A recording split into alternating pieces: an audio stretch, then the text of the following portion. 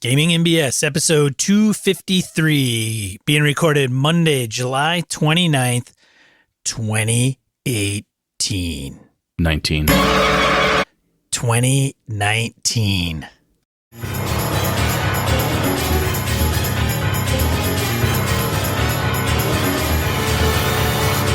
Welcome to Gaming NBS, a tabletop RPG podcast set in the 21st century. That's pretty good. That's a good. I'm one of your hosts, Sean. I'm Brett. I'm the other guy who can count. Or at least have a calendar in front of me or whatever. Last year was a better year? No, I don't know if it was better. No, last year was not better for you, dude. No. I wasn't even there for all of it, and it was not good for you. No, it wasn't a better year. This year is a better year. So far, so good. Knock on wood. Knock. All right, let's see here. Did you get any gaming in this last week? I did not get any gaming in since our last episode. No. Neither did I. My kids did. My oldest boy is home visiting. He's on leave from the Air Force. So he's up, and he ran some D&D for his brother and the three girls. So all five of my kids were playing in my living room, or I should say my dining room, which is cool to listen to. And I also remembered how terrible of a gamer I must have been when I was first starting, because listening to some of those conversations, like, oh my God, nuts, craziness. I did run Call of Cthulhu Tuesday. You did? Last week. Yeah. How'd that go? Good. Doc fell asleep at the table. What? Too much scotch? I'm just going to blow it off as he was tired. But some role playing, the plot moved a little bit. I wanted to inject some things to, make like pep things up a little bit. Like caffeine pills, stimulants, meth, something to get people perky. Did he complain? Like, I was bored? Nope. He thanked me for running at the end of the night. And the end of the night, he was awake, but he dozed off. I looked down at the end of the table, and there he is, like slumped over, chin resting on his abdomen. I gotta remember this when I see him at Game Hall. Yeah, that's all right. But yeah, it was good. I still have a video to put out to the masses to let everybody know what I'm doing. Cool. Which I did, and then I'm like, I really don't like it, so I'm gonna redo it. So a couple things game wise, I finally got excuse me, my Goodman Games Dungeon Crawl Classics Lankmar box set, which is pretty cool. Hefty thing. It's full. I mean, like, to the top. When I popped it open, I'm like, holy shit, there's no room in here. It's super packed. I'm going to unbox it, take some pictures of what's in it, and I'll post that up on different places. You should do video, man. Just get one of them tripods you got. Yeah, I can pull it off. Yeah, I could probably pull it off. Called AJ, I think, or... Yeah, I could get an AJ or Ilana version. Yeah, I get one of those people. Yeah, one is taller than the other. That's true. Ilana could do the closer up shots. AJ slightly taller. That's right. Yeah, she's more than slightly taller. Here, hold this. Don't say anything. Don't talk. Just hold this. AJ, move it. God damn, what the hell's wrong with you? Oh, I'm a terrible parent. And Sean and I, who convinced us to do this? Oh, you know who convinced us to do this? Jared Rasher. Oh, wow. That son of a gun. I mean, he didn't help matters. No, he did not. He posts up, hey, I bet you I could run Avalon with Zweihander. And I said, yeah, I was thinking about that too. And Sean's like, it's on sale. So guess what Sean and Brett both own now? Big copies of Zweihander. Holy shit. That thing is a freaking beast. Yeah, you could kill a troll with that book. It's heavy. It's super hefty. It's heavier than a DCC book. Yes, it reminds me very much of my Astonishing Swordsman and Sorcerers of Hyperborea second edition hardcover, which I have. That's a big goddamn tome. What kind of paper do they use in that? Lead paper, I think, because it's heavy. I don't know. In Hyperborea, I mean? It's a good quality paper. It is, okay. That's all I can tell. This looks cool, though. I've been interested in this Zweihander for a while, and now that Sean and I both have it, he started reading it. I need to read it.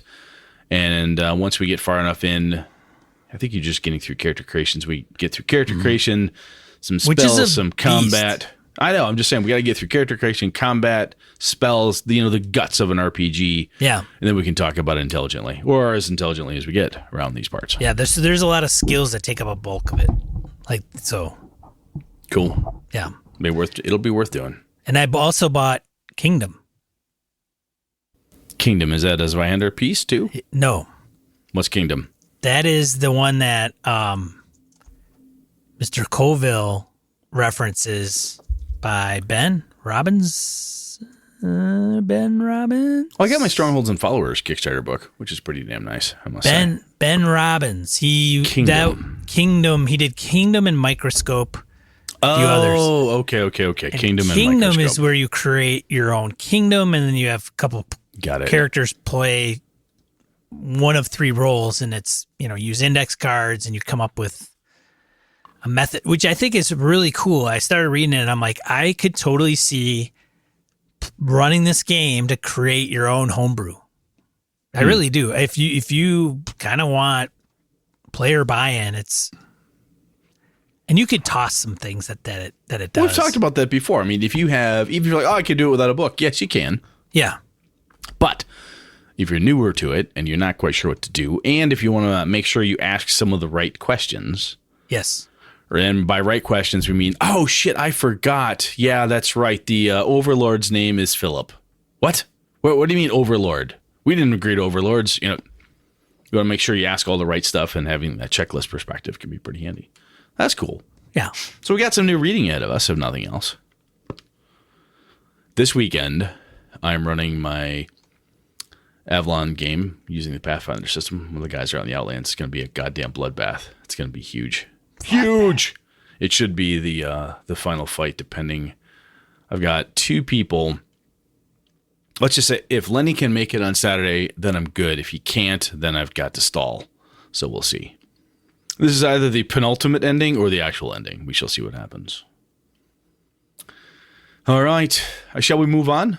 Let's just do random encounter. All right, let's do it. These guys are going to be like, holy cow, they're just getting to something. I know, my God. Random encounter, going to kick it off with a voicemail from DM Kojo. Excellent. Hey guys, it's Kojo calling. Just wanted to call in about your episode on no prep. It's a great episode as always. I always used to be a huge prep guy. I would read the module twice before I ran it, and I would, draw out things and, handouts and extra player maps and you name it when I was a kid and even when I got back into gaming as an adult here. But three things that I experienced in the last, say 10 years broke me of the over prep habit to the point where now no prep is right up my alley. First was running for middle school kids at my school club. I learned not to prep that much because they're going to do crazy stuff that wasn't going to go along with your prep anyways. I mean, more so even than the typical chaotic player. The second thing is the Dungeon Crawl Classics, which is very unpredictable, very swingy. You can roll badly on a spell check, and next thing you know, you've opened a portal to another dimension by accident as a side effect. That kind of thing, rolling with that would derail my adventures that I planned. I found that now you have to be ready for anything there. And then finally was playing Fantasy Flight Star Wars with its narrative dice mechanic. I found that I had to roll on the fly a lot with things that the players would come up with that they wanted to do as a result of their narrative roles and how they would spend their, advantages and things like that. So it became something where, again, I had to adjust on the fly so often that it became natural to me. So now you can sit me down with the Dungeon Alphabet and the Monster Alphabet books and random esoteric creature generator, and I could probably run an adventure with that on the fly, and I think it would turn out okay. But still would like some prep, but you definitely don't need as much as I used to. So, all right, guys, take it easy. Bye. Yeah. Star Wars. I think that makes sense. And DCC does have the swingy, oh my God, anything can happen. You need a Flojitsin problem, or lots of different things can occur there. I think what was I going to say? I think experience is the best way to get really good at doing what Coach just talked about. And I think we touched on that at least last time. You've got to do it. You've got to try to run with less prep and be able to run unprepared and give that stuff a go. And the only way to do it is to try it. We just got to keep working on it. Well, and it helps if that's a goal. If that's a goal. It also helps that if you have a predetermined setting, you don't have to make anything up. Like Star Wars is pretty easy. Everybody's seen all the movies. They can reference everything. Yeah, they got the space Googles and everything. Space Google for sure. Exactly. Yeah. Thanks, Kojo, for writing in. Awesome. Writing in. Thanks for calling in your writing. How about you read the first one? Saul of House Morales comments on Never Prepared. Hey, Brett and Sean. Your episode on game prep really got me thinking of how and why I prep the way I do. The weird thing is that I run from crazy over prep. For example, these are con game prep. And then he's got a picture of what he's talking about, which if you look at your podcatcher, it should show up. For a D&D game to really going overboard when running a game of Empire of the Petal Throne using Bethorm rules. In that game, I handed out handmade pre-generated characters, but made handouts for each character that I hand wrote using my calligraphy pens on homemade paper and then sealed with sealing wax with the initials of their clan with wax, the color of their clan. In the handout was one secret they knew about another player, and yes, a yes or no question, which they answered me. They would get a yes or no. Note made the same way. Okay, I think I really butchered that sentence. In the handout was one secret they knew about another player and a yes or no question, which when they answered me, they would get a yes or no. Note made the same way. It was a note opening Terrorfest for the first few minutes. Then super low prep when I run a D&D game for my friends with just an idea I scribbled on one page of a small notebook with a map scrawled out on an index card. So for me, it depends on what game I am running and what experience I want to invoke. All that note tearing in the Tecumseh game really set the room for a game filled with intrigue and plots. Great podcast as always. I'm a bit sad since I now finished your podcast library. I did it the wrong way and started with the first one I heard from you guys and went backwards. Well, that's okay. It's okay. That's all right. We'll forgive you. It's cool. That's all right. Okay, Saul. The fact that you did it at all is amazing. Thank you. Yes, that is true. Very touché. It was interesting as I felt I was going back in time. Whoa. All right, then. See? So I opened the show correctly. Yeah, you kind of did. You kind of did. Saul, anyway. I have about 101 notes about comments and questions from your past episodes, but I will wait for those for a later time. Really? No Santa Claus, Brett? Saul. Yeah, so the only bearded fat man that gets credit for presents in my house is me. That's it. There you have it, Saul. Sorry. I don't know what to tell you, man. Yeah, not going to happen. So hopefully that doesn't ruin your opinion of Brett, although I can understand if it does. Yeah, I mean, that's fine. I do too. All right, dude. On to you, man. Go ahead. On. Corey Welsh. So this is, okay. Sorry. So yeah, no, read Corey's. It's all good. All right. So it's a favor. It is a favor. Sounds like more than just a note here. So hi all. Kind of, yeah. I just wanted to inquire about a possible announcement for the charity event. No, we're not doing it, Corey. Sorry. No, I'm kidding. Okay. Give him a break. A possible announcement for the charity event at the attached event text will give you some more details. A great man and gamer, Jerry Stefik, was lost to cancer last year, and we'd like to have an event in his honor for a to be named by the family cancer charity. I'll be running 10 hours of Carnival of the Damned in funeral tournament style. Okay, so it's just time out. I don't think that's enough. I think Corey needs to do like a week. A week's worth of Carnival of Damn. That's Beatty's game, too. Yeah. So I think, Corey... 10 hours is a lot, dude. Well, I think you should do a week. A week straight. Can you imagine how damn silly you'd be? Oh, my God, he'd be insane. All right. But he says he has supported Goodman Games, Purple Sorcerer Games, and David Stiff Whiskers Press for prizes. And Stiff Whiskers is David Beatty. Stiff Whiskers is the press that he put out his Dark Trails under. Anyhow, he's going to broadcast on the DCC Mayhem Twitch channel and try to get some more donations from the wider world. I like to get the word out wherever I can so we can make as much an impact as possible. I was wondering if you might be able to arrange something on the podcast for me, Corey Welch, and some of Jerry's good friends to talk about the event, to drum up support for the event. I didn't know Jerry that well personally, but he did make an impact on my life through his friendship and learning more about him at his memorial service. I was floored by the difference he made in the world. Let's try to make a difference for the good in his name and memory. Please let me know if there's something you might be able to pull together for a 10-minute segment to get the word out. So, what do you think, Sean? Well, maybe, possibly, but I wrote Mr. Welch back and said, hey, dude, where do I point people? Like, is there a Twitch channel that we need to send it to? Is there? I mean, he sent me the text, but the text didn't give me... So I think here's the deal. Corey, you're going to hear this, dude. Yes, we'd like to help. Yes, right? Of course. So email us some more details. Hit us up with what you know, when you want to hold it, so on and so forth, and we will see what we can do. If for schedules... We'll spread the word. Yeah, if schedules collide and we're like, fuck, we can't get you on the show, dude. Damn.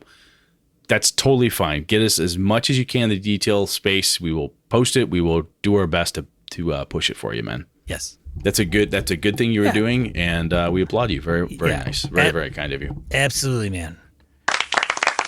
And sorry for the loss of Jerry. Yeah, we didn't know Jerry, obviously, but, it sounds like he's one of us, so anything we can do to help. But, dude, you got to give me a date. You got to give me, ways for people to contribute. And if they want to watch or participate, where do they go? So yeah, get us some more goodies, and we will post this shit up, man. Okay. Sweet. Thank you, Corey. Yeah. Over to you. Harrigan reveals how he drives off two of his childhood chums.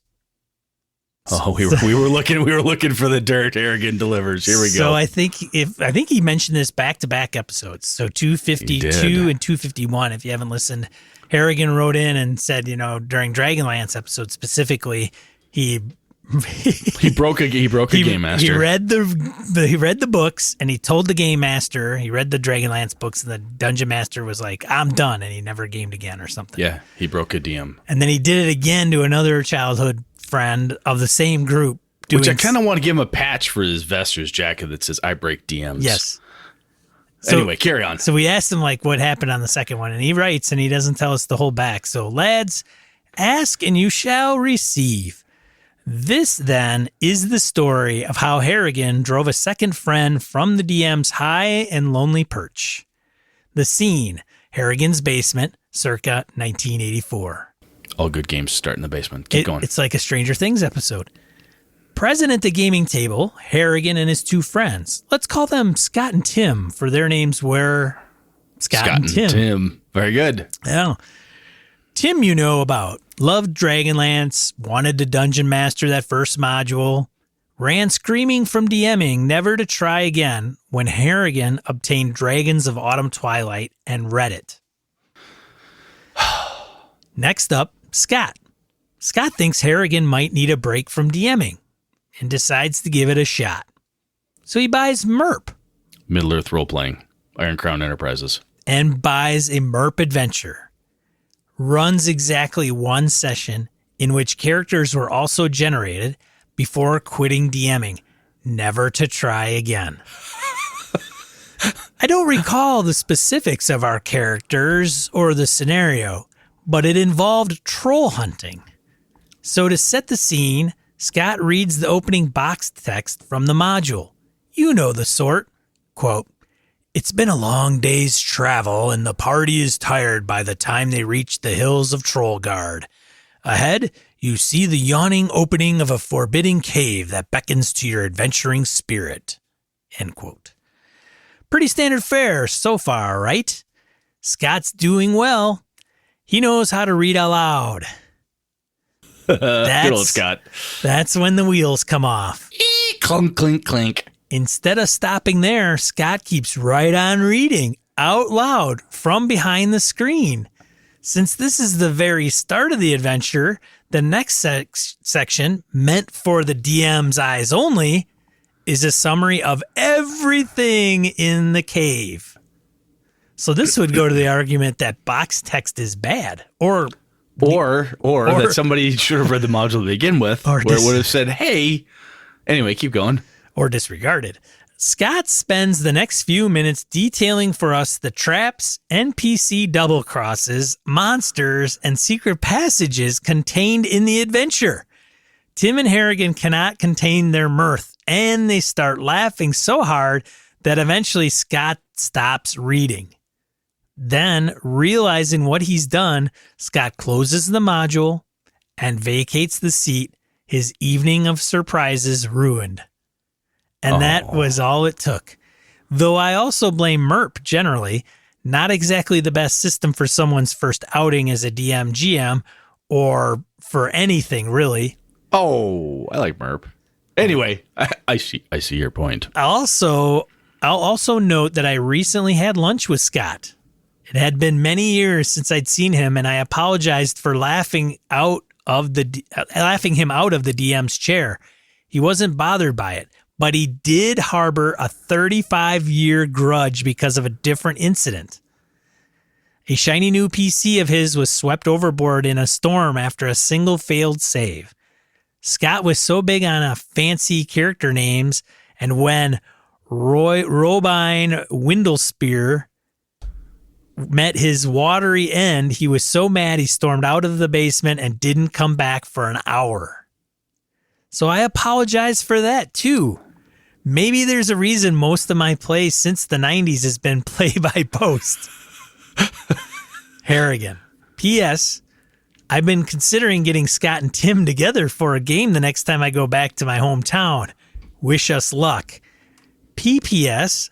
Regarding your episode on mounts, are you familiar with Gagelzoomers from the old Dragon comic Snarf Quest by Larry Elmore? Yes. I am not, because I never read that. I mean, yes. I know the comic, I just never read it. Mm-hmm. Yeah, Scott and Tim had one of those so they could jet around that massive Greyhawk map quickly. Nice. That's awesome. Oh, Harrigan. 35-year grudge for a different incident. I have a gamer I used to play with who has not talked to me for almost 20 years now. Was it because of gaming? Yes, and I don't know why. I confronted the individual. This is before Susan and I got married. That's not 20 years. It's over 15 years now. Because we've been together 15 years. Anyway, I confronted him. I said, hey, man, miss you at the table, blah, blah, blah. If I did something, let me know. Mumble, mumble, it's fine, blah, blah, blah. I'm like, all right, you're lying to me. Other people in the group confronted the individual very politely and nicely, said, hey, and I don't want to get into it because of reasons. Because of reasons. Because of reasons. Yes, and I'm like, you all adults out there. And then I got that and went, okay, you know what? Fuck it. At this point, one of my gamers brought it up a while ago. Hey, I wonder how so-and-so has been doing. And I said, I don't fucking care. And they looked at me rather shocked. They said, I am 46 years old. Yeah. This person has avoided me and refused to speak to me for 15 years. I don't care. I have other friends. I have other shit to do. If they ever want to talk to me, they know where to find me. I haven't moved. Good Lord. Anyway, good on you, Harrigan, for hooking back up with Scott. And if you and Tim and Scott can get together in game, yeah, I bet you lads will have a damn good time, I'll bet. Well, we'll see. Oh, you will. There's no Dragonlance books to read. There's no MERP. No, there's more. Yeah. Well, yeah, there's more Dragonlance books. Well, there's more shit out there. There's more, yes. Oh, dude, I might have one of those guys. I might just not be aware of it. You mean the guy who threw his books out in the snow? That guy? Jeff, I play with all the time. Yeah, I know, but he's saying this. Yeah. It's the same thing. The problem with Jeff is like he's like my brother, so he can throw a temper tantrum and act like a 10-year-old, but in the end, he's like a brother. So I would, you're good people. Get back here. I would Come just on, have to Jeff. go out and get the books for him and then throw them at him when I go and get them. Hey, you douche. Look what you did. Yeah. You got your book all wet. Ruin a perfectly good PHB, you dick. Nice. Yeah. All right.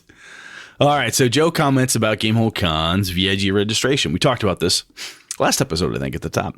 Yeah. So he's talking about his experience quick. Yeah, we'll say regarding Gamehole Con and the VIG badges, I snagged mine 3 years ago after running into many issues with the public game registration. Because I go to the con with 2 other friends of mine, we try to play everything together. We were not able to grab sessions together. We are a small group with not a ton of availability to play, and so this is our weekend away. It's a bit pricey, but for being able to plan upwards of 11 sessions together, it has been worth it. I'm unsure how the server situation is for regular registration these days, but I'm guessing it's much better than it used to be. There will always be hiccups, however, when that many people are trying to check out their cart at once. The servers are doing lots of math in the background to add all those games to cart and reserve, etc. We have learned to just plan for problems and roll with it. I'm sure what complaints you may have heard, server issues, slots being taken up for fast games, etc. But hopefully we're allowed 2 listeners to attend Brett's a Fish Story game that Thursday that didn't initially get tickets or were late to be checked out. Oh, all 3 of us had both of Brett's games added because we figured we would only get one. To our surprise, we actually got into both games. Well, since there are only 5 spots in each session, 2 of us decided to drop out, allow someone else in that would enjoy it. We still kept seeing the other session because as a Kickstarter backer, I really wanted to play in that world with a person that knows it best. Well, Joe, man, thank you very much. That is very kind of you to do that. And your statement, one of the things that Sean and I asked last time was like, why does anybody get into VIG? It's to get that was kind of a question. The events. The events. And Yeah. Boom, Joe, you answered. Honestly, I did not think about that when I said that hyperbole style statement.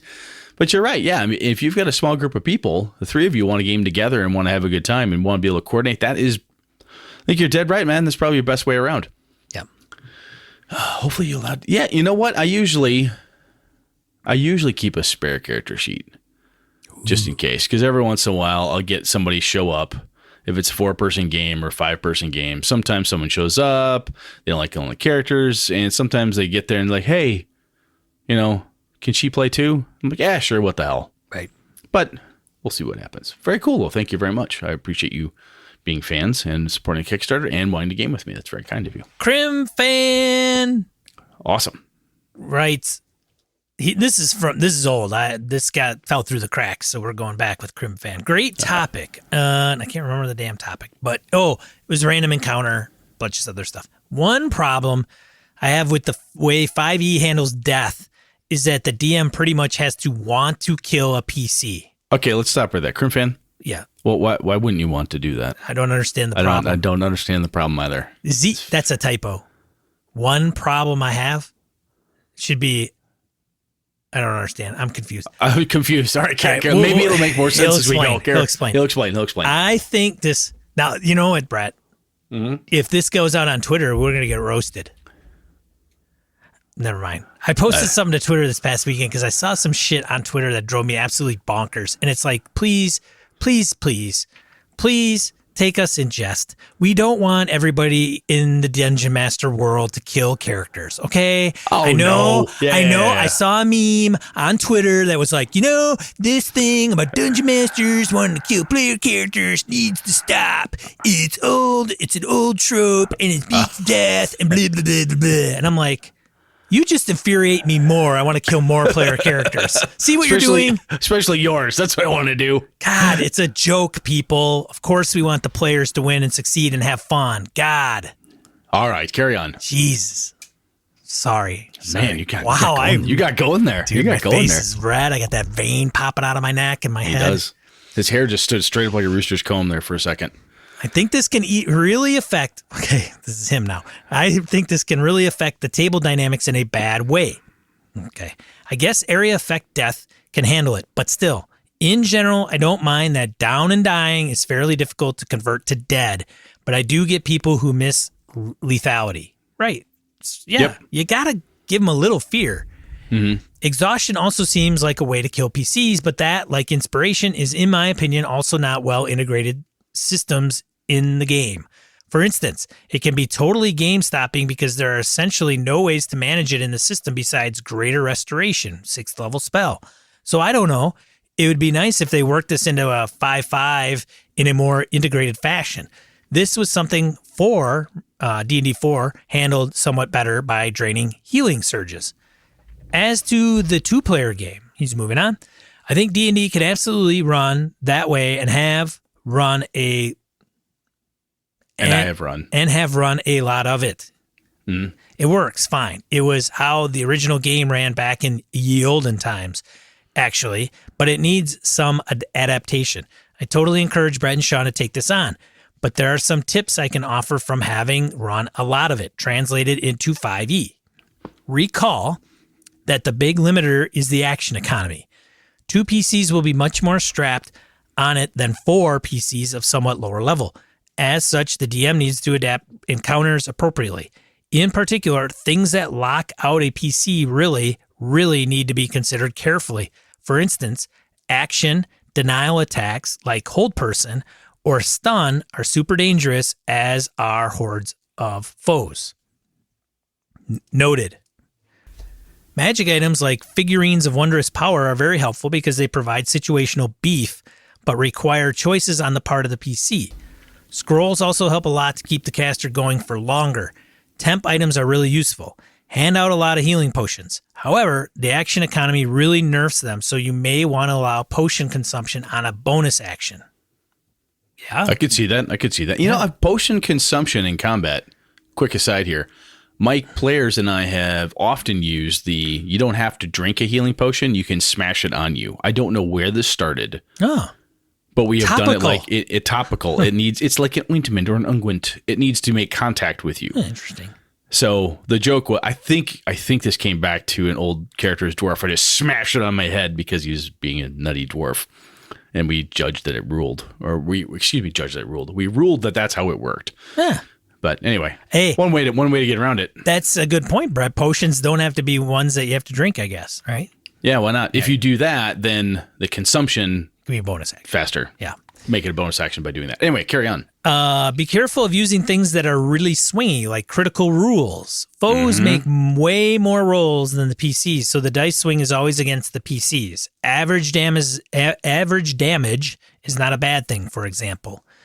So what he's talking about is the 5e, there's an actual, like you just read the damage number. Yeah, you could say they hit you for 4 every time they use 4 damage or 2 damage. And just to quick aside, while we're breaking, Kern fan's making some very good points. Yeah, these are awesome. This is awesome stuff. You may want to relax concentration rules for PC spellcasters a bit. For instance, allowing 2 spells or letting a spell hang around for 1 round after concentration ceases. Yeah. Nice. You're only allowed 1 concentration spell. I'll tell you, the hanging around 1 round after it ceases, that always struck me as fun. Yeah. And we have done home rule-y type stuff like that in the past where at the fly, someone says, how long does it last? Does concentration break it immediately in the middle of a fight? And they look at me and I'm just like, it lasts 1 round after he stops, just as a lingering effect.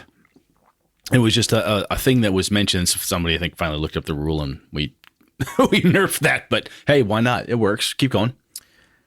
Henchfolk really help a ton to beef up the party. However, they should be constructed not to outshine the PCs in their area of expertise. For example, if the PCs are primarily casters, have them have some warrior types or a rogue or 2. There are plenty NPC builds in the various monster books. Thug, veteran, berserker, archer, scout, etc. all work great for this. Mm-hmm. If you do make them the class with the class system, you may want to make them lower level, but you definitely want to make them quick to run with minimal choice points, especially if you farm out the combat playing to the character or to the players, which is often a good idea. This means that, say, a paladin or battle master is a good choice, but a champion fighter is a good one. Or I'm sorry, a paladin or beastmaster is a bad choice, but a champion fighter is a good one. Mm-hmm. It's much better for a caster to be a warlock, maybe a reskin one with a custom spell list, than a sorcerer due to the fact that warlocks casting is much less bookkeeping intensive and their default action is easy to administer. The sidekick rules that were on Unearthed Arcana aren't a bad start. Heard good things about the sidekick rules. Not read them, heard very good things about them. If you have a DM PC who's a peer or near peer of the PCs, again, make sure they don't outshine the PCs in the PC's chosen area of expertise. You may want to have several available, but only have one active in the party at a time. Think of a console RPG for a good example of how this might work. You could have the other characters be busy doing other things that are relevant. For example, Zell, the scout rogue, is scouting in the direction the PCs plan to go with the time to report back, assuming things go well and she doesn't run into problems or on her journey. When she's busy doing that, she's not in the party. That makes it feel like the supporting staff aren't just sitting there, so Zell might get captured on her journey and end up needing rescue. She can also have an agenda of her own and thus provide adventure hooks. Henches can become really beloved characters in their own right if you give them a good personality that complements the PCs. One of my favorite creations as DM was Rogaro the Half-Orc. He started as a pirate who'd been impressed into a pirate crew the PCs tangled with. Partly due to luck, the PCs spared him and took over the ship. He became a loyal sailor, then first mate, advancing to casualties and departures. Eventually, after the PCs had to abandon their ship due to campaign events, he became the captain, and when they met him long after, he was old and mostly retired. Now he's mentoring a new group of PCs, played by most of the same players. Slick. Woo. That's good stuff, Crim fan. Box it up, man. Put it in a bottle, dude. Sell it. It is. I do, honestly, I think some of the statements that Crimfan has there, just the few things like, hey, concentration lasts for one round after, or you can drink a healing potion and have it be a bonus action type of thing. I think that's cool. And I think there is a point there we joked at the beginning, right? I mean, you want to kill a PC. One thing that you can do from that perspective is have the monsters act as monsters. We've talked about this a bit in the past. And by that, we can say, hey, it's a troll. It just hit this dwarf has just hit that troll for 60 points of damage. The troll hits the dwarf, all of its attacks. It kills the dwarf, hits the dwarf on the first blow, second blow critical, third blow critical, deader than dead. Oh, well, it's a stupid beast. It would do that. The other thing to do in that case when it comes to small group play or one-on-one play is if you choose carefully, as Crimfan's talking about here, goblins surrender, kobolds run away, right? If they're outmatched or outgunned or there's shock and awe involved. 3 goblins jump a party of 2. The party of 2 kill a goblin in the first round. The other 2, we used to do morale checks back in the day. Not necessarily a thing now, but you can rule. They're terrified. Why are they here? Right? The giant centipede is here for a quick meal. You smack it, you wound it, it scuttles away. You can do that stuff. You can have the monsters and creatures and even, intelligent humanoids act intelligently or terrifiedly, as the case may be. They may well just run the fuck away because, hey, who wants to lose their life just to try to scam some gold? So there you be. There you go. Good stuff as always, Crim fan. Thank you very much. Yeah, thanks, Crim fan. Let's get into the main topic, Brett.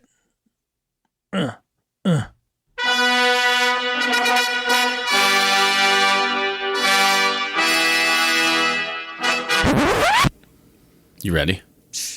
Am I? Are you? All right. So one of our listeners, Peter, hit us up about tabletop terrain.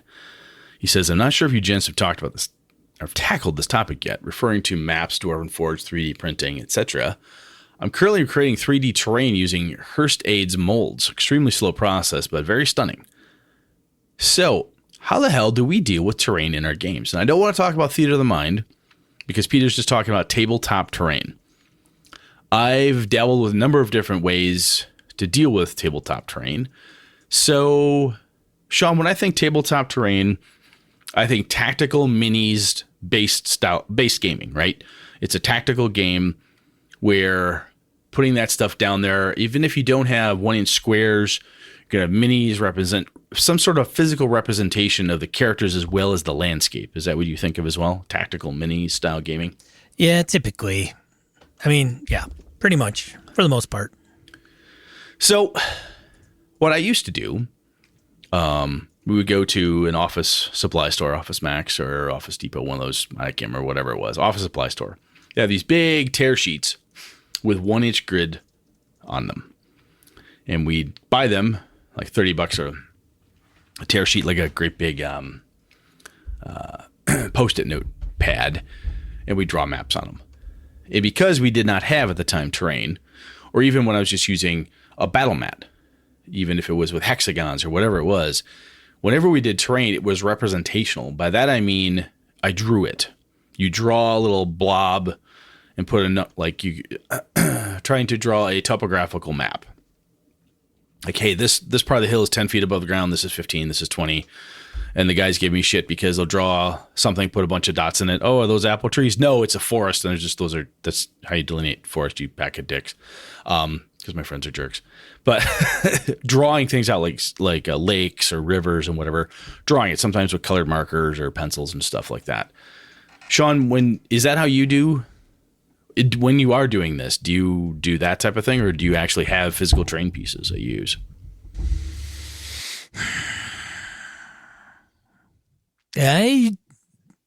I used to draw maps. Okay. Back in the olden days before the accident. When I played Pathfinder a lot, I used a lot of gaming paper.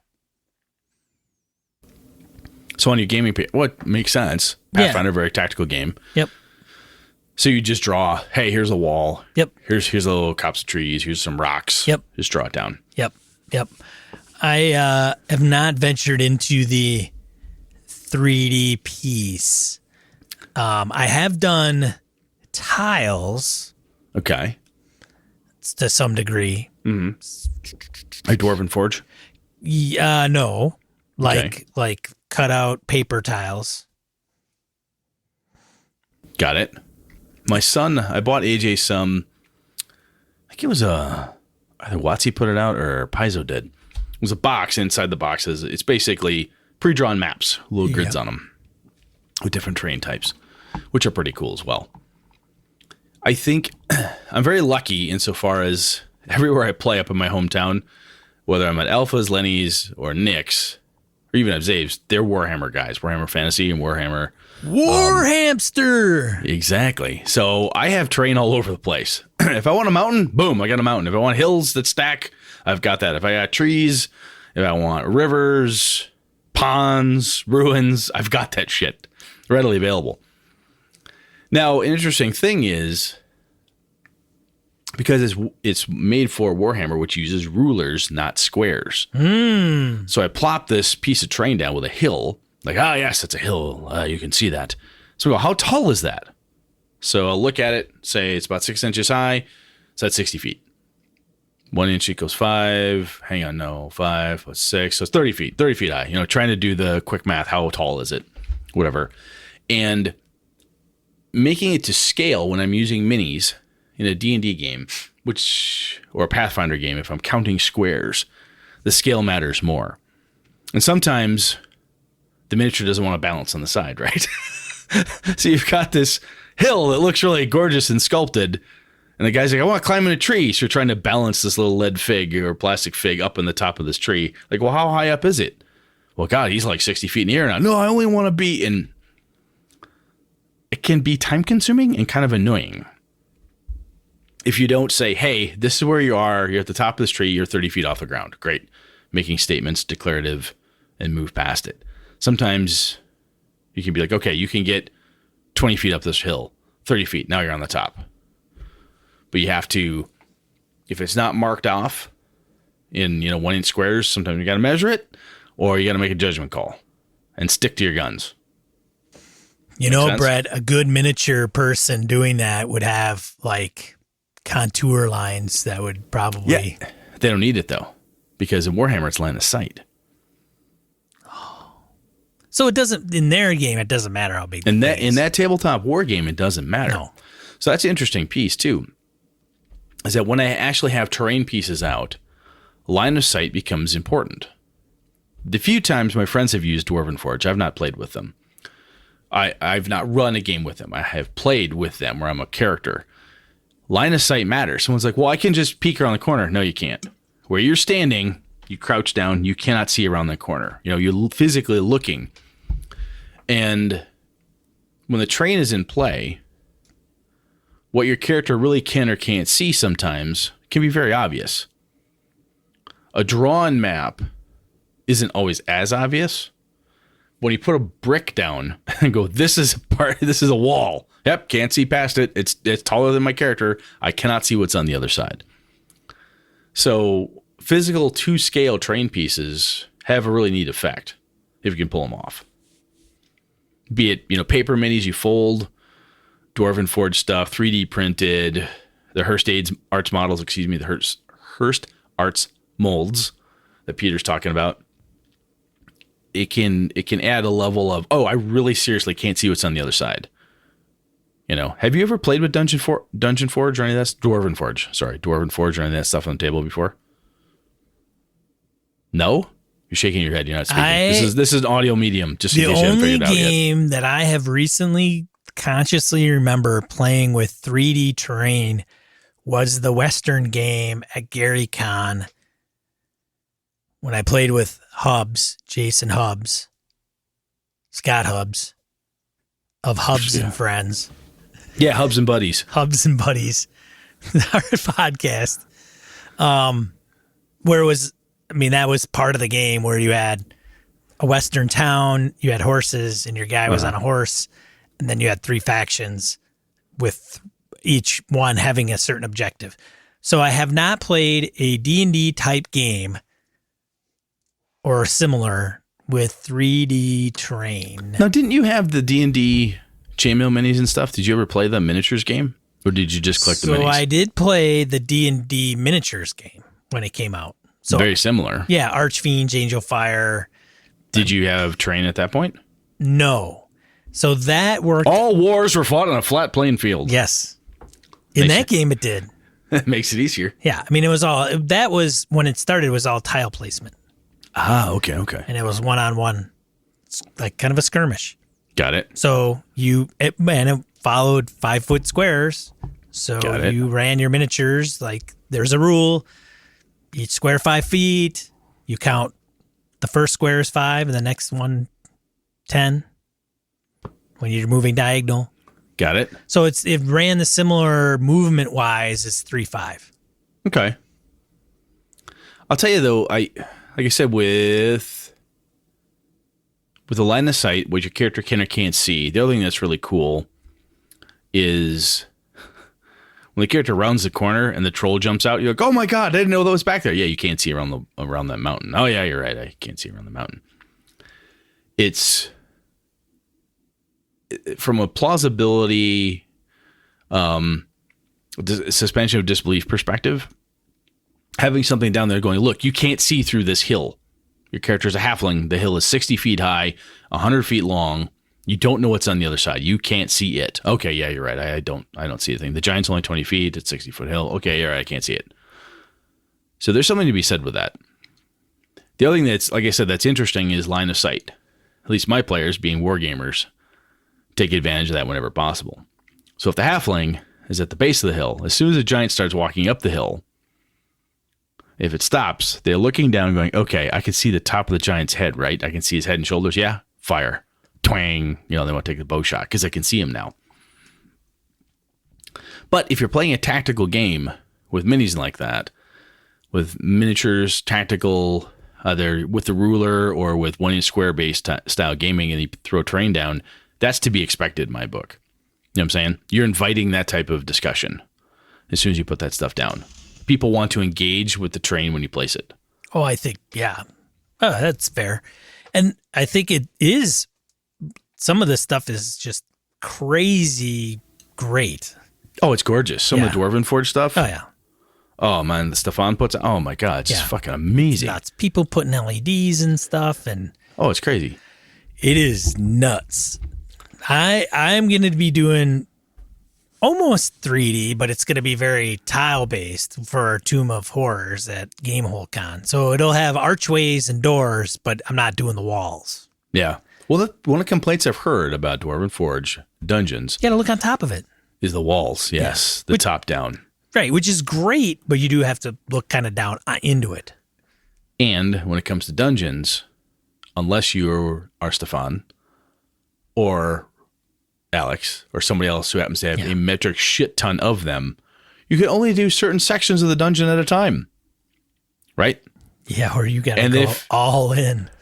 Or you go all in and buy enough to build the whole fucking dungeon, which is not going to be cheap, people. No, it's not. But hey, what else are you going to spend your money on? But this is where you look like, hey, yeah, booze, drugs, women, boyfriends, girlfriends, what are you doing? Come on, don't do that. No. I don't even have to spend money on motorcycles anymore. Come on, we buy more minis. 3D terrain and minis. Yep. Or 3D terrain minis. I was going to say, so the other component is that it takes up space. So for an outdoor piece, when I have a big outdoor battle, I lay it out at the table, that's great. And they move on from that fight scene to the entrance to the dungeon or whatever. When you're using 3D in the dungeon, when I've experienced it, you go so far, the DM has to disassemble the previous part of the dungeon, put it ahead of you, reassemble it into the next section of the dungeon, because you only have so many pieces and parts. Or like I said, even if you happen to have it all, it still takes time to lay it out, and you got to unveil it and so forth. It's time consuming. And then, God forbid, you have enough dungeon tiles to make half the dungeon. You get halfway in, so it goes, retreat. You go backwards, like, I have to reassemble all those pieces of the dungeon so you can go backwards. We have this running backwards battle or whatever happens. So terrain in general can be time consuming to set up. I have a tendency in my Pathfinder game I'm running right now, when I pull it out, it's like a big goddamn fight. When I want to experience, it's going to be super tactical. It's going to be a big brawl. It's a big event. So we pull it out for the wow factor. Oh my God, you dropped the tower down. Oh, wow. There's the wall. There's the this. Oh, you've got the part of the keep. Oh, that's really cool. This is really there. Oh, that's neat. Well, I'm setting it up. The players are planning and they're looking and they're trying to figure out, okay, obviously big fight's coming. There's the dragon or there's the thing or the ogre king or whatever it is. So I don't use it all the time. Even when my friends have had Dwarven Forge or other such things, even sometimes papercrafted for rooms and dungeons or specific dungeon rooms, the big room, the big event, right, where the Lich Queen was or Loth or whatever horrible thing was there, that's when you pull out the special set pieces. So I think one way, if you're going to get into it, one way to do it is to, if you have a big dungeon or an encounter that you want to spruce it up, you can have an encounter and get enough minis. And paper minis are a perfectly good way to go. Fat Dragon Games does it. A number of other people do. If you got a buddy that's got a 3D printer, you can coerce them, but that's not cheap either. So you probably have to buy ink and other things, or I should say filament and whatnot. Anyhow, if you have stuff, can borrow it from friends, can get it. I've known people who've used Jenga blocks, Legos, Lincoln Logs, anything and everything. We actually used to go, my buddy Zave and I would go to the pet store at the one hardware shop in town, up my hometown, the little pet department. Every once in a while, they'd have a clearance section on fish tank stuff. We have so many Roman ruin columns, walls, ships, treasure chests, and crap. That's basically to scale for a bunch of characters. It's pretty cool. So what I'm saying is, if you want to give this a go and you're like, man, I can't outfit the whole thing, you don't have to. You can start with the big fight, the final fight. And by God, your players are going to know it is, because when I lay it out there and Sean goes, holy shit, you prepared all this stuff? Yes, I have. And you roll out all your bits and pieces. Even if it's a printed out map with some extra tchotchke parts and pieces, pillars, a bubbling cauldron of blood, or whatever it is you happen to get your hands on, you don't have to do it for the whole thing. You can do it for bits and pieces. That sound fair, Sean? It does sound fair. So when I'm talking about this, Sean, I know you don't have a lot of experience with it, but is there any piece of that makes you think, boy, that would be cool, or pain in the ass, or what about? Man, growing up wanting train sets and looking at Warhammer tournaments and going, this stuff is some freaking cool stuff. I'm always down for it, but I don't have any interest in doing it myself. I'll play in somebody else's. I don't want to have it myself. The Tomb of Horrors thing, man, I'm having somebody do the printing for me. I get it. Yeah. I mean, it's going to be easier for them. They know what I need. I will pay them, and I'll use it probably once. And as a matter of fact, the person I'm having doing it is actually like, do you want these? Or because I was thinking of doing this as a project at one point, I just never had a reason to do it. And so I was thinking about keeping them. And I'm like, yeah, dude, if you want to keep them, and just let me borrow them for one day, that'd be awesome. I'm down with that.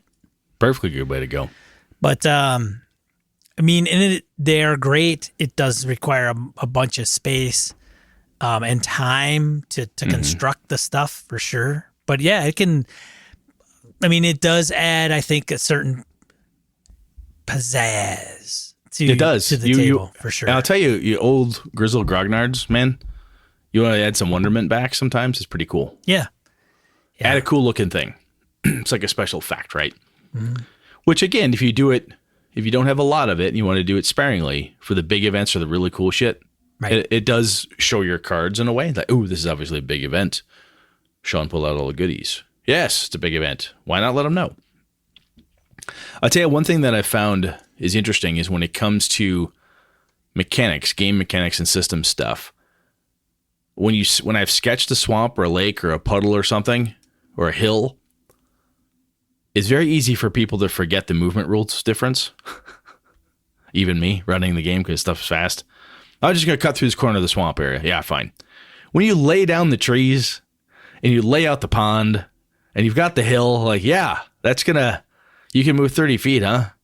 Yeah, according to how we measure this, that's going to take you 2 full rounds at a dead run to get over the top of this hill. Oh, fuck. It's, excuse me, it has an impact. And I have found the people I've played with when we've had that want that impact. They want to figure out how to use the terrain to their advantage.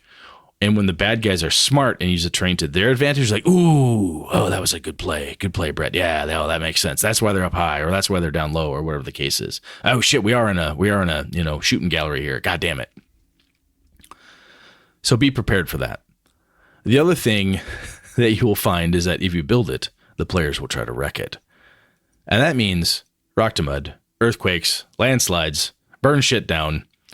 Do not be shocked nor dismayed when you lay out this beautiful elven forest that you coerced your friend to 3D print and your other friend to paint for you, and they've done amazing work, and you say, thank you, Mary. That's awesome. She says, yes, here's my baby. It lasts 5 fucking minutes because the sorcerer decides, burn down the forest, and it's gone, right?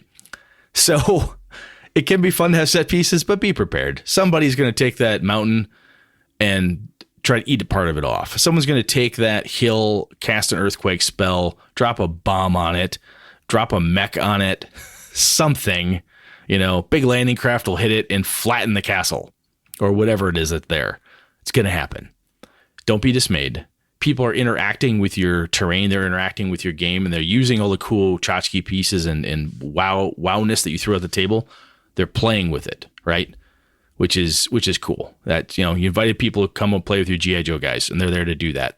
So that's pretty cool. But don't be surprised when your players decide that they're going to break all the cool shit you put out there, because that's what we do as players. I would do it. Anything else for you, Sean? No.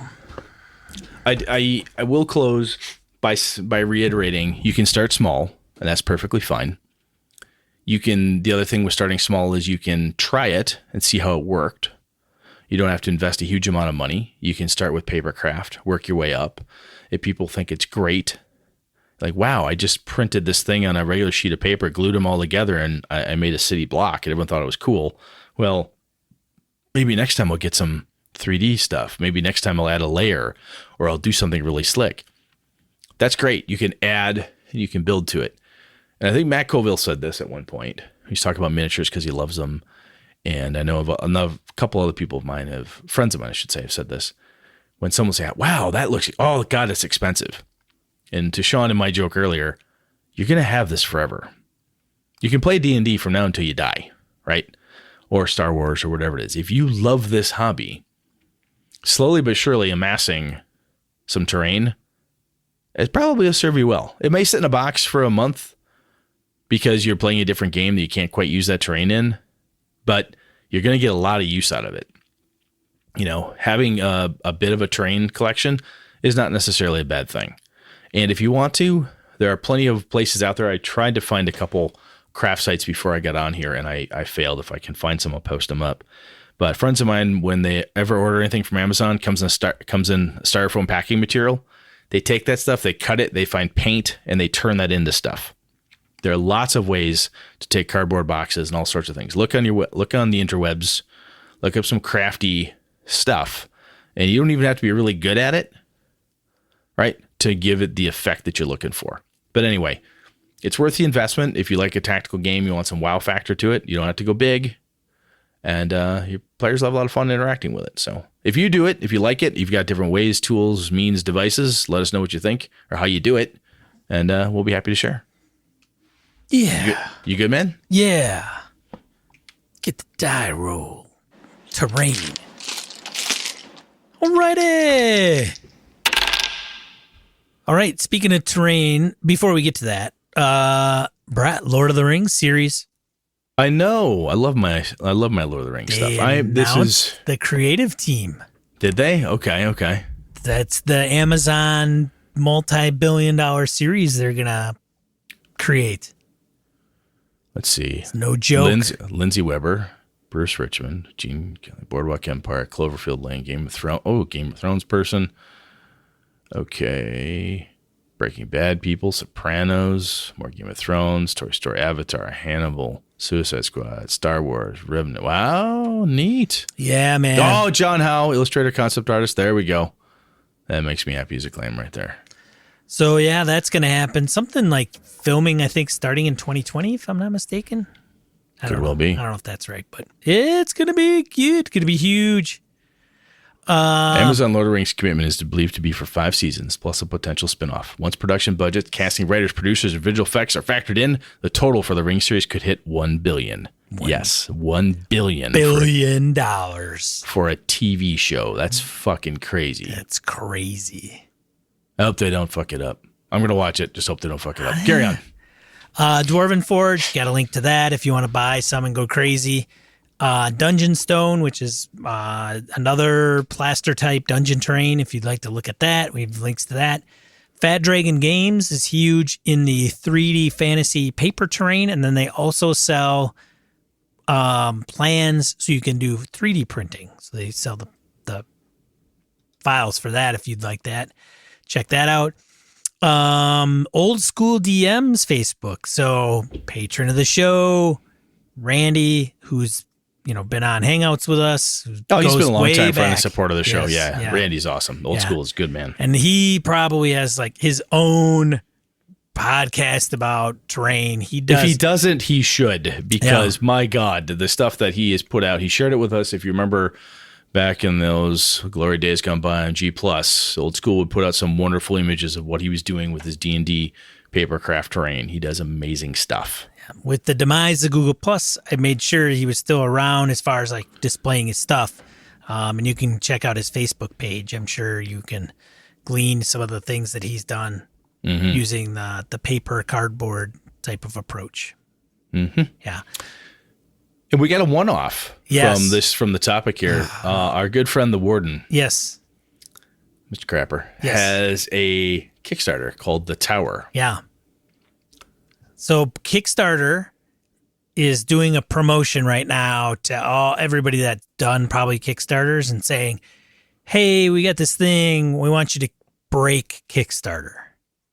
So try to do a Kickstarter that's something you wouldn't typically do. I think it's the premise of it. So this is a game. Yes. That you won't get until Todd's dead. Right. That's what it says. What is the funding level, Brett? $75. He already has $290. So 90 backers. And his levels are $1 or $5. And it's legit. Like he will produce a game. Are you dying or something? Not that I know of, he says. So you might not get this for like 20 years. Yes. But, hey. So, if I was 80 listening to this, I'd be like, dude, you're crazy. I can't back you.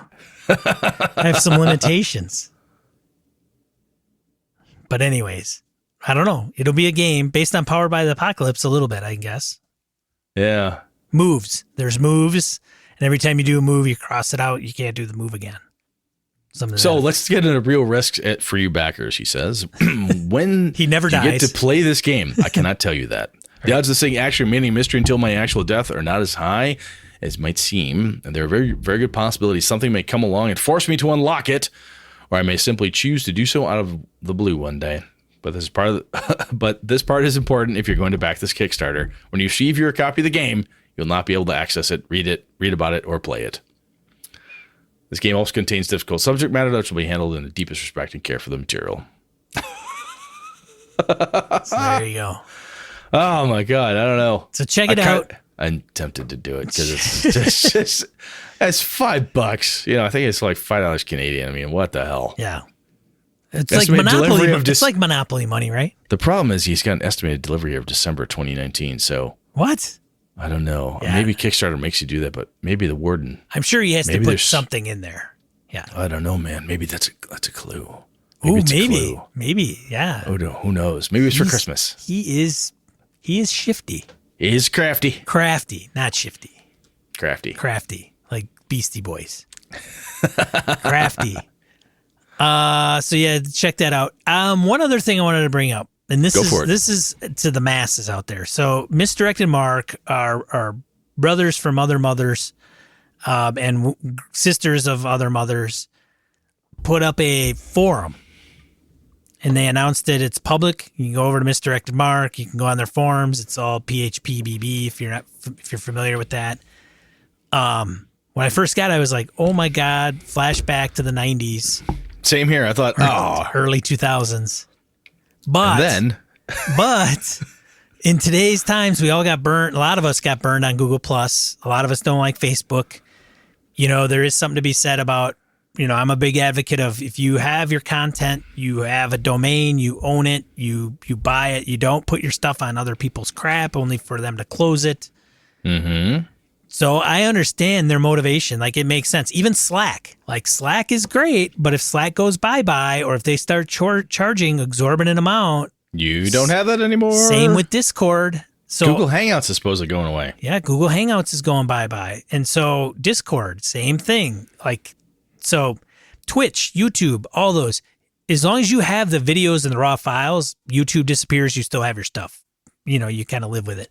So anyways, the point of my rant here is that they have forums up, and it's not to compete with them in any way, shape, or form, but does it make sense for us to have our own forums? Is it worth having? I would spend the money to do it because I'd want ones that never get hacked or are always kept up, and quite frankly, not it spammed. Seemed, at first, Sean and I went, yeah, that seems silly. Then we started talking about it earlier, and then just before the show, we went, that's not a bad idea. It's not a bad idea. I get it. And is that something that... I used to run forums. Mm-hmm. I ran grumblingdwarf.com. I still own the domain. I met a lot of people through that. It wasn't like this tens of thousands of people, but I mean, we had a few hundred. And a lot of people got to know each other through that, and that's the whole point of what it was. But that was also in 2000, 2001. We are very blessed. We have an incredibly awesome community. All the men and women that listen to us, that have ever interacted with us, we've ever encountered, have always been great people. Our assumption is every single one of you is great people because it's just awesome. We even love you, Mud Skipper. The point is, shout out to Mud Skipper. If this is a tool, a format that you all think could be, hey, yeah, I could give that a go. Let us know, right? Yeah, so I mean, let us know what you think. We're not guaring we're going to do it or whatever. Right now, it's kind of like just gauge the popularity, gauge the idea. Just putting out feelers, temperature, just getting a temperature of the water. Throw it on the wall, see what sticks. Run up the flagpole, see who salutes. Yeah, touching base, circling back, strategizing. Yeah, we're gonna break some paradigms. God, we're gonna go old school with a new school approach. Blast you for bringing that up. But if it's something that is mildly interested, the one thing that I think a lot of people is like, there's so many. Like, I'm Dungeon Crawl Classics, so I'm on their forums and Facebook and groups and this and that, and it's just another thing to manage. But the thing is that we don't have a central place. Like, we have a Facebook page, great. We have people that have told us they will not go to Facebook because Yes. they hate it so fucking much. Yes, and we have people on Twitter that like Twitter, but nothing else. So I don't know. Let us know. We'd be interested. Maybe I'll put up a poll somewhere where everybody can vote. Hey, we have an email list. We have an email list. I'll send it out to people that aren't listening to this but have our email. God damn it. Yeah. I can't believe you finally emailed me, you bunch of bastards. We'll see. Anyway, we'll see. It's just an idea. Mm-hmm. So, what are we talking about next week, Brett? I want to talk about the Temple of Elemental Evil. What? Have you played the original? I have played maybe once. I don't know if we ever got through the whole... I know we never got through the whole thing. Did you ever read or play through The Return to the Temple? I own the original. I think I bought it, actually. I drive through and printed it. I think I have Return that I happen to get from my buddy Joe, who probably doesn't know I have it. Well, now you're wrecked. He's going to want it back. Well, before he gives it back to you... He has to run it. If you got time... Yeah. Reacquaint yourself with both of those beauties, because that's what we're going to talk about. So why that one? I want to talk about that one because I have been told by a number of people. Matt Colville didn't tell me directly, but he said it. And other people have said it. It's unrunnable, I've been told. I'm like, that seems strange. Friends and I played that a bunch. We had a good time. It is one of, oddly enough, my favorite AD&D adventures. It is? Mm-hmm. Huh. I like it. So, Sean and I have talked about doing this for a while. Like, hey, we have a bunch of old adventures and modules. Sean has run and played many more than I have because a lot of my stuff has been homebrewed, and Sean does a lot more. And I thought, hey, what's one that I know fairly well that I could talk about with some intelligence with Sean? And I'm like, hey, I'll take Temple of Elemental Evil. So there we go. Maybe after this we'll go Pharaoh or something. Who knows? Yeah, who knows? Who knows where this train's gonna stop? That's the plan. Train. Somebody say train. All right. There we go. Let's get out of here. All right. Well, I'm your conductor, Sean. And I'm Brett. Good night and good game and all. This episode of Gaming and BS brought to you with the help from the following BSers.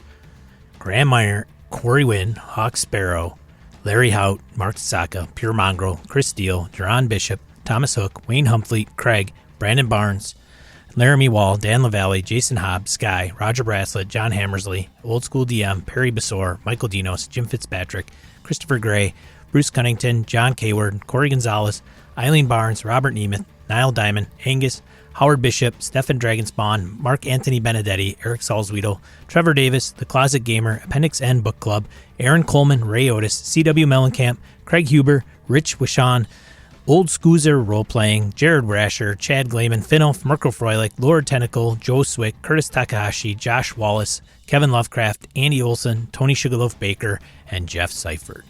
For ways to support the show, head over to gamingnbs.com/support-us. Thanks, BSers! This has been a Litterbox Studio production.